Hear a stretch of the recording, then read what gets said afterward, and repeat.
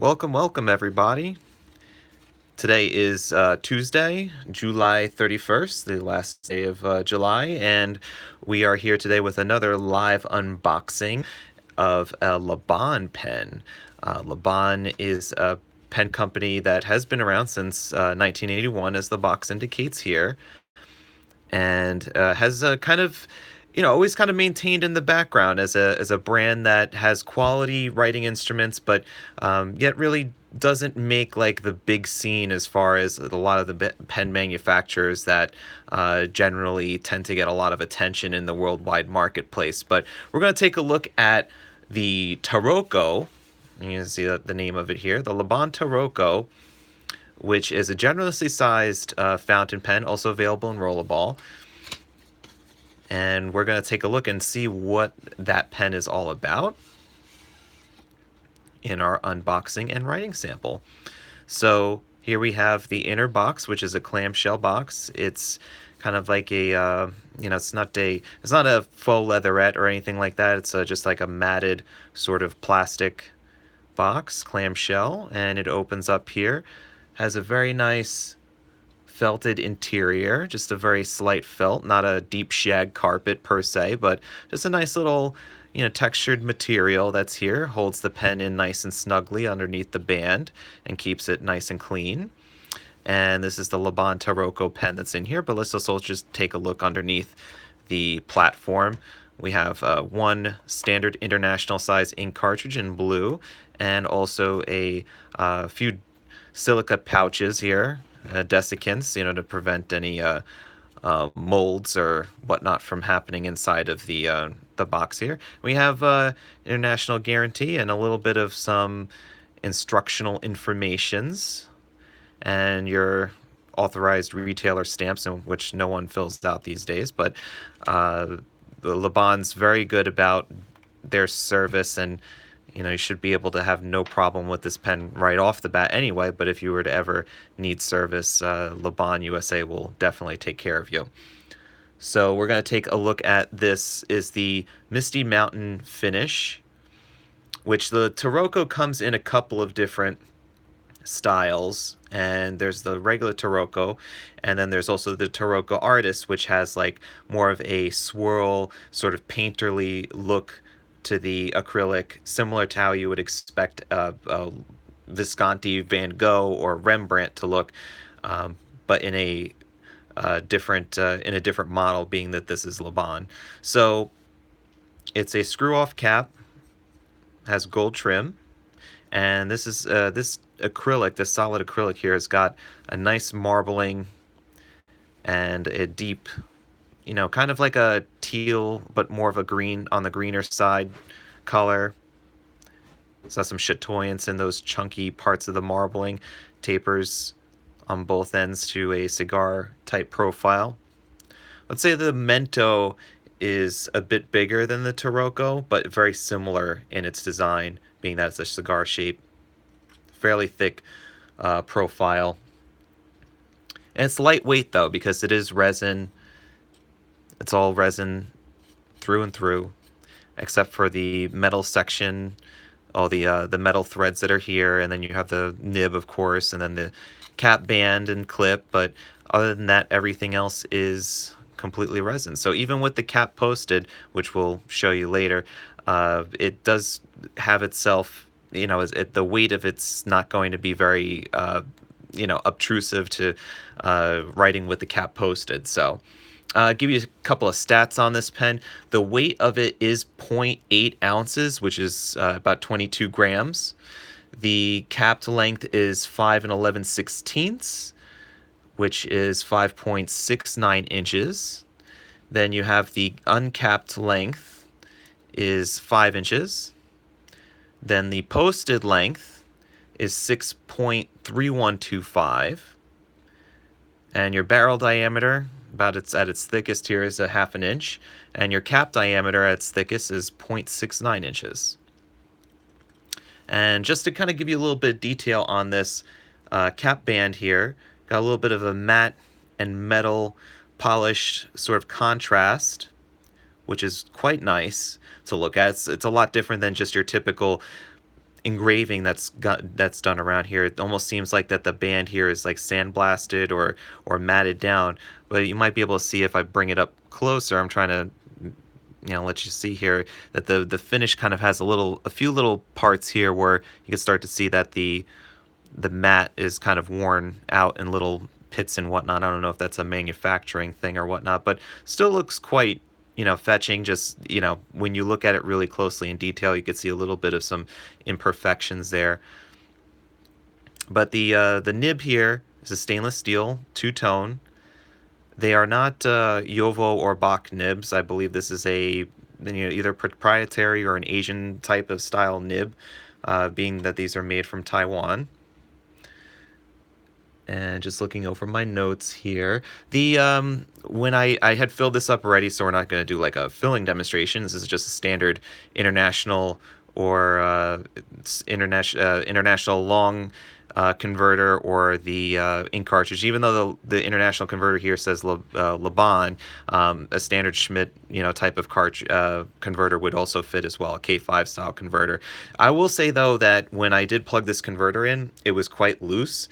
And it is quite loose now, but with the pen secure and everything, it does stay in place, and I don't have any leaking issues. But it is a bit looser than you would say most other converter nipple fittings. So you might want to just be careful about doing that and putting that in there. And I inked it up with Sailor Jentle Epinard. So I'll do a little bit of a writing sample, and I wanted to introduce something else to you here. So this is kind of like a little bit of a bonus. Is something that we've picked up recently. It's the Timesquare Life Journal. So this is a journal that has a unique format on the inside. So I started to kind of write some notes in here. But if you see here that the Timesquare Journal, it's a patented or copyrighted type of style journal that we had been contacted to, just to kind of show off and see if anybody would like this kind of idea. This is made in the United States. It's made in Hawaii, actually. And it has kind of like a time management sort of design to the interior pages here, where you have a day is split up into certain hour blocks, and you fill up your whole entire day with important tasks and duties, so that you make sure that you accomplish these tasks within certain said time blocks, and also making sure to put in certain appointments and other things that you would need to do throughout the day, and just making sure that you have your essentials here, which are your priorities. And so just kind of giving you a little bit of like a reference here, just to talk about the notebook itself. But on top of that, the paper itself is actually quite fountain pen friendly. So we had a little bit of a hard start there.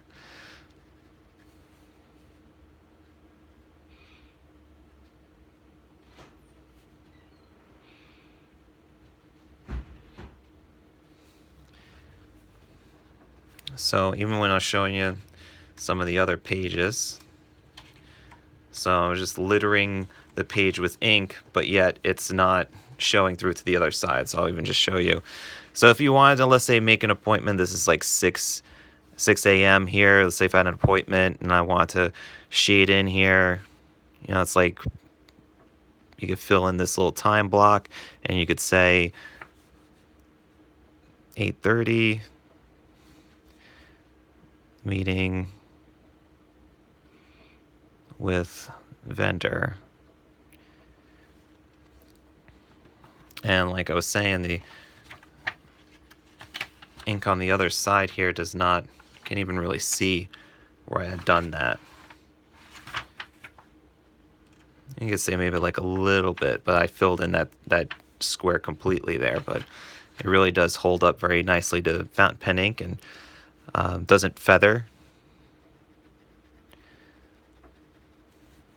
which is nice. I mean, one of the things I had asked right off the bat for Stevan, his name is okay, well, if you have 6 a.m., 9 a.m., 12 p.m., then 3 p.m., then even if you went to like, let's say this was 6 p.m., what about 6 to 12, or what about what happened to the rest of the day? Like, where's my 6 p.m. to 6 a.m.? I mean, granted, I will be sleeping at some point, but a lot of my day between, let's say, 6 p.m. and like 12 p.m., there's still stuff going on there. There's a lot of activities, like, you have like my kids' school stuff, and, you know, things to watch on Netflix.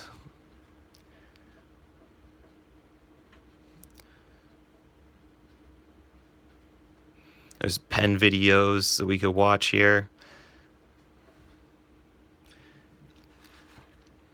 Yeah, so I mean, what the inventor, or the person who had publishes this, I had asked him this question. Essentially, he said, "Yeah, same thing. I have a pretty busy schedule after 6 p.m. still, but he uses the essentials part as the parts where you would be like, oh, I have a band gig at 7:30 p.m. and I have a dinner with parents at 9. So you would then kind of use that as your spillover, and use this for the other part of the day. Which, I mean, yeah, that's cool, but I mean, if I was inventing this, I would have probably just designed it to handle around the clock, kind of like a Chronodex. If you've ever seen that, check that out. So that's spelled like this. My handwriting's not that great right now, but a Chronodex is very similar to this concept, where it's kind of like kind of looks like a seashell or a spiral, I suppose, but it's split into different areas there, and you'd be able to fill in and write notes and things like that. So, just talking about the pen, you notice I've been using it with the cap posted, and very cool to write with it this way. It could be written with, of course, like with the cap unposted. I mean, still being 5 inches in length, still has plenty of length to fit comfortably between the webbing of my index and thumb there. So I'll just write a little bit of something here. Just let's see.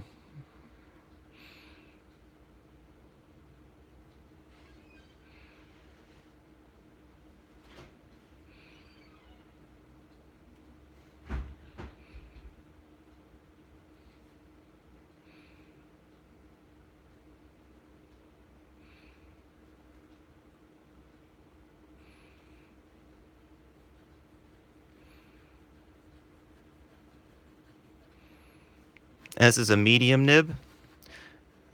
Flows very nicely.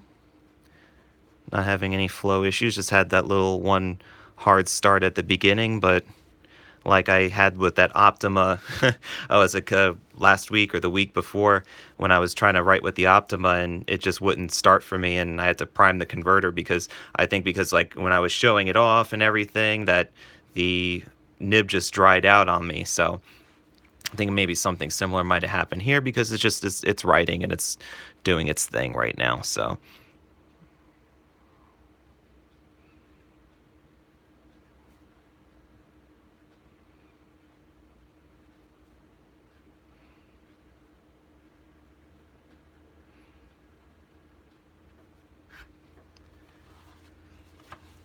and line variation wise, really, I mean, if you put a little bit of pressure on this, it's not going to give you much line variation, but it does just like a little bit. See, this is me just putting in a little bit of pressure on the downstroke.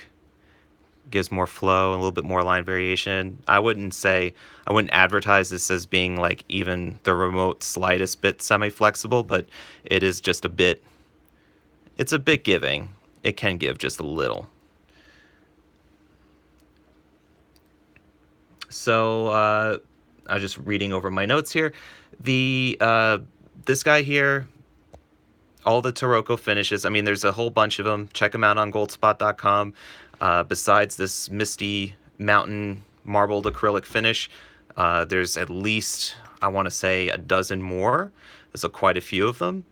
So, and they're all priced, they're at $130 retail, but on sale for $103.95 on goldspot.com, which is quite a good price for something that is of a nice large size, good performing stainless steel nib, cartridge and converter filling system, and has a very solid acrylic design.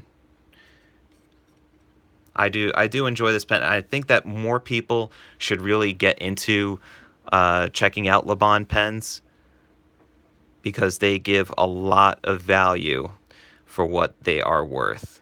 And I believe that you'll be able to check out Laban's offerings at the DC Pen Show this weekend. Jerry is usually there with a few other folks, and he's a very nice gentleman to talk to. Check out his pens. Ask him if you could hold and try out a few different models and see which ones you like. And ask us if we don't have them. Ask us and we'll definitely carry them because he's got a great range of pens. There's a lot of different types of styles and lots of different colors and acrylics available for them.